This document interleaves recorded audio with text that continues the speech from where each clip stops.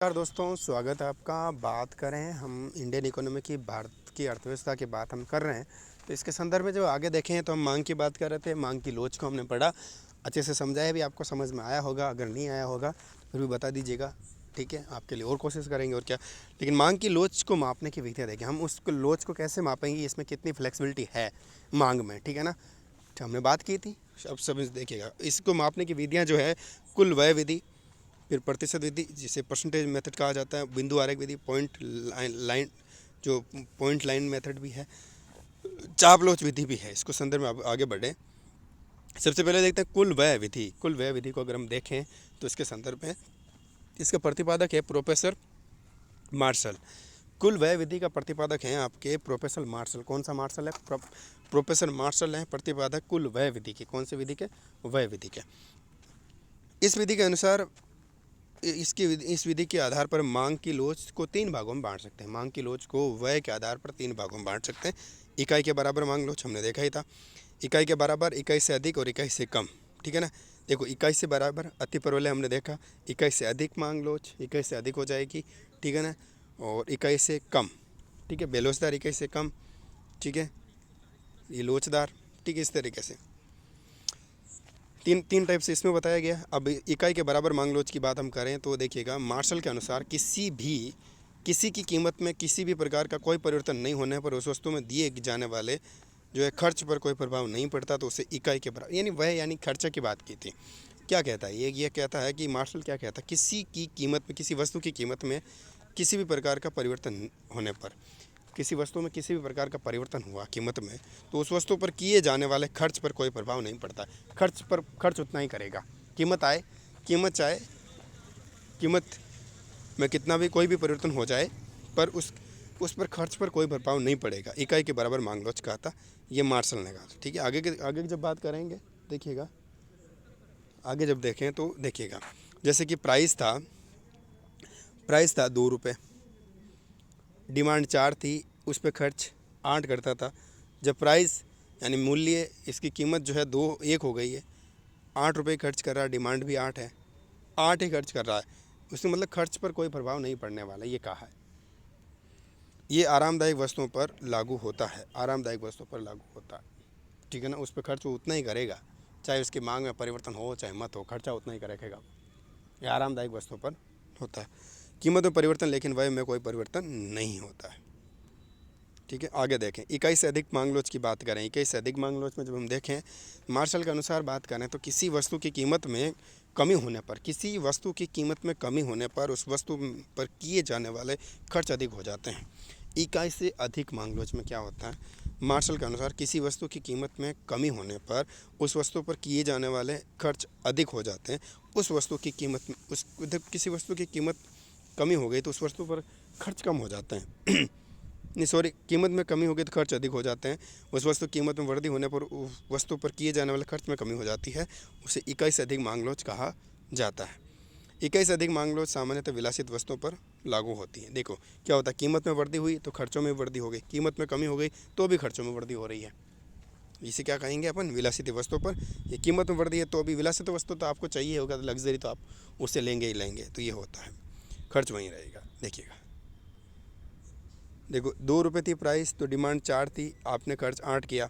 जब प्राइस घट गई उसकी, तब डिमांड 10 हो गई, खर्च आपने बढ़ा दिया, 10 हो गया, ठीक है। क्या होगा? इकाई से अधिक होगा इसमें। फिर इकाई से कम मांग लोच की बात करें तो मार्शल के अनुसार किसी वस्तु की कीमत में वृद्धि होने पर, किसी वस्तु की कीमत में वृद्धि होने पर उस वस्तु पर किए जाने वाले खर्च भी बढ़ जाते हैं। कि इस वस्तु की कीमत पर अगर परिवर्तन हो गया तो उस वस्तु के जो हम एक्सपेंडिचर कर रहे थे, यानी कि उस पर व्यय कर रहे थे, खर्चा कर रहे थे, वह भी बढ़ जाएगा, ठीक है। वस्तु कीमत में कमी करने पर उस वस्तु की किए जाने वाले खर्च भी कम हो जाते हैं, तो उसे इकाई से कम मांग लोच कहा जाता है। तथा इसका मान 1 से कम होता है। अनिवार्य वस्तु पर लागू होता है।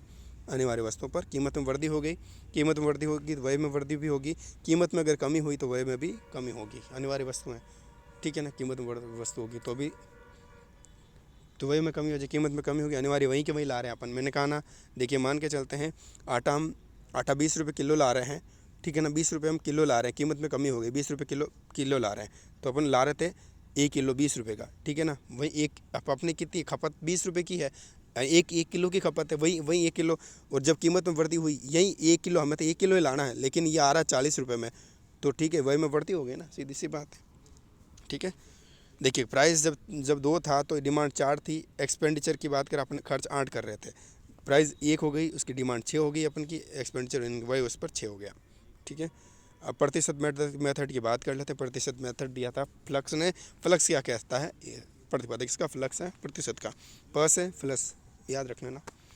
इस विधि में मांग की लोच किसी वस्तु की कीमत में होने वाले अनुपातिक परिवर्तन का उस वस्तु की मांग में होने वाले अनुपातिक परिवर्तन में भाग देकर निकाली जाती, भाग देकर निकालेंगे फ्लक्स हो जाएगा। मांग की लोच change, percentage change in demand upon में परसेंटेज चेंज इन प्राइस, जब निकालेंगे तो वो फ्लक्स का मान आएगा। इस विधि के अनुसार मांग की लोच को 5 भागों में बांटा जाता है। वहीं 5 भागों में पूर्णतया लोचदार मांग लोच, अनंत मांग लोच, ठीक है ना। लोचदार मांग लोच इकाई से अधिक, इकाई के बराबर, ठीक है। और दूसरा है फिर बेलोचदार मांग लोच, हमने बात की इकाई से कम, पूर्णतः बेलोचदार 0। ठीक है, ये बात थी। जब किसी वस्तु की कीमत 11 रुपये प्रति इकाई है तो उपभोक्ता 8 रुपये इकाइयाँ खरीदता, 8 इकाइयाँ खरीदता, तब कीमत घटकर 8 रुपये इकाई हो जाती है। वो उसकी 11 इकाइयाँ खरीदता है तो मार्शल की कुल व्यय विधि से उसकी मांग लोच क्या होगी, इकाई के बराबर हो जाएगी। बराबर ही हो रहा मामला। ठीक है, बिंदु रेखा विधि, इसको भी देख लेते हैं सीधे सीधे, यानी कि पॉइंट लाइन मेथड की। तो इस विधि में मांग की लोच बिंदु से निचले हिस्से में बिंदु से ऊपरी हिस्से का भाग देकर, बिंदु देखो इस विधि में क्या होता है, मांग की लोच बिंदु से निचले हिस्से में बिंदु के ऊपरी हिस्से का भाग देकर निकाली जाती है। ठीक है, मांग लोच कहा जाता है। देखिएगा मांग लोच बिंदु से निचला भाग, बिंदु से ऊपरी भाग, जब इसे हम निकालेंगे ये देखिएगा ये होता है इसका लाइन मेथड। ठीक है, पॉइंट लाइन मेथड, इसे हम निकालेंगे। ठीक है, ये प्रत्येक बिंदु को हम इसे निकालते जाएंगे लाइन से, मेथड से तो आएगा। अब सीधी सी बात करें, मांग के नियम की मान्यताओं को देख लेते हैं। मांग के नियम की मान्यताएं क्या क्या होनी चाहिए। वस्तु की कीमतों में परिवर्तन होना चाहिए। सबसे पहली बात, वस्तु की कीमत स्थिर नहीं रहना चाहिए, परिवर्तन होगा तभी ये मांग का नियम काम आएगा। सीमांत उपयोगिता हाश नियम लागू होना चाहिए। बाजार में प्रतिस्थापन वस्तु उपलब्ध नहीं होनी चाहिए, यानी एक की जगह दूसरी मिल जाए तो फिर मांग का नियम काम नहीं करेगा। उपभोक्ता की आय, रुचि, फैशन आदि में कोई परिवर्तन नहीं होना चाहिए। फैशन वगैरह उसके नहीं बदलते रहने चाहिए, आदत वगैरह। ठीक है ना। उपभोक्ताओं को बाजार का पूर्ण ज्ञान होना चाहिए, सीधी सी बात है वो। वस्तुओं की कीमतों में भविष्य में कोई परिवर्तन नहीं होना चाहिए। मांग के नियम की अपवाद हैं कुछ, किस तरीके से देखें तो जब किसी वस्तु की कीमत में वृद्धि होने पर उस वस्तु की मांगी गई मात्रा बढ़ती, कीमत में वृद्धि हो जाती है लेकिन उसके बाद उसकी मांग भी बढ़ती है, तो ये थोड़ा अपवाद है। तथा कीमत कम होने पर उस वस्तु की मांग भी कम हो जाती है, तो उसे मांग के नियम के विरुद्ध अपवाद कह सकते हैं। मांग के नियम के अपवाद वस्तु कीमत तथा उसकी मांग के मध्य सीधा धनात्मक संबंध होता है। इस कारण मांग वक्र दाएं से बाएं ऊपर की ओर बढ़ता है। ठीक है, तो ये बात थी आपके मांग से रिलेटेड। चैनल को सब्सक्राइब कर लीजिएगा। नमस्कार।